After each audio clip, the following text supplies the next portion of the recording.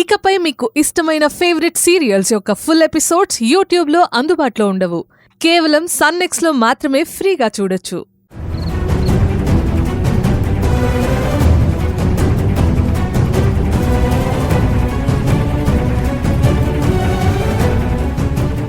అను baby, ఏమైంది? ఎందుకంత ఆవేశంగా ఉన్నావు? నిన్నే అడిగేది.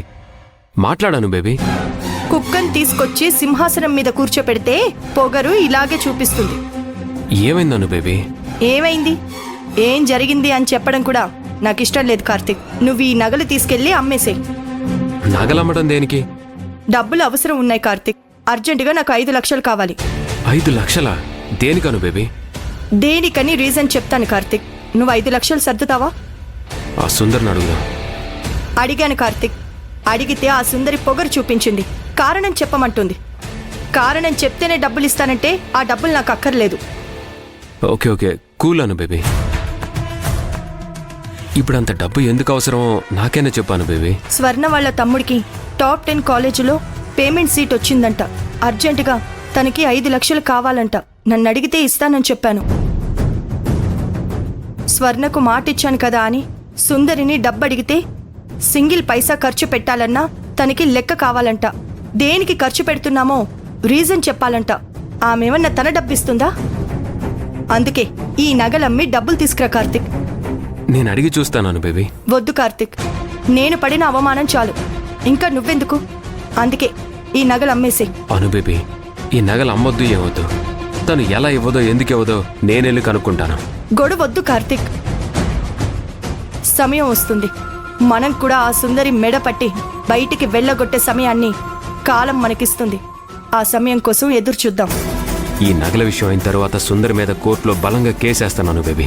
జైలుకి వెళ్ళింది కదా అనుకుంటుంటే ఈ పీడ మళ్ళీ మొదలైంది.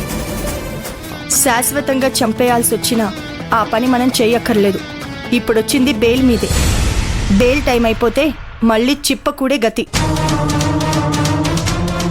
ఈ విషయం తర్వాత ఆలోచిద్దాం. ముందు నువ్వు ఈ నగలమ్మి డబ్బు తీసుకురా కార్తిక్. డబ్బుతో పాటు ఆ రిసిప్ట్ కూడా తీసుకురా.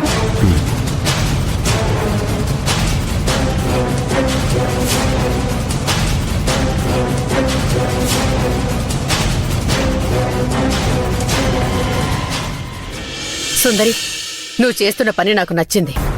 పవర్ నీది, ఇంటి బాధ్యత నీది. ఆ కార్తిక్ ని డ్రైవర్గా పెట్టి ఆ అనుని కంట్రోల్ చేసావు చూడు, నాకది బాగా నచ్చింది. ఇలాంటి స్టెప్ ఇప్పుడు కూడా తీసుకోకపోతే సరిదిద్దుకోలేని పొరపాటు చేసిన వాళ్ళమవుతాం. మనం ఇంకా ఇలాంటి పొరపాట్లు చేయడం నాకిష్టం లేదు. ఆ కార్తిక్ గడికి ఏం పనిలేదు. తినడం, ఖాళీగా తిరగటం. ఏమైనా ఆలోచన ఉందా అంటే, ఈ ఆస్తిని రాజేశ్వరీదేవి గారు సుందరికి రాసిచ్చింది. ఇప్పుడు ఈ ఆస్తిని ఎలా చేజిక్కించుకోవాలి, ఎలా వాళ్లను తప్పించాలి, పక్కకు పెట్టాలి అనే చెడు ఆలోచనలే ఉంటాయి తప్ప సక్రమమైన ఆలోచనలు ఏమి ఉండవు. అందుకే నువ్విప్పుడు చేస్తున్న పని వల్ల మంచి జరుగుతుందని కోరుకుంటున్నాను. ఆ అనుకి కూడా పొగరు, కోపం తగ్గుతాయి సుందరి. నాకు కావాల్సింది కూడా అను మేడంలో కోపం తగ్గిపోవాలి. పొగరుగా, తలదిరుసుగా మాట్లాడకుండా వాస్తవంగా జీవితం అంటే ఏంటో తెలిసి రావాలి. తెలిసొస్తుంది.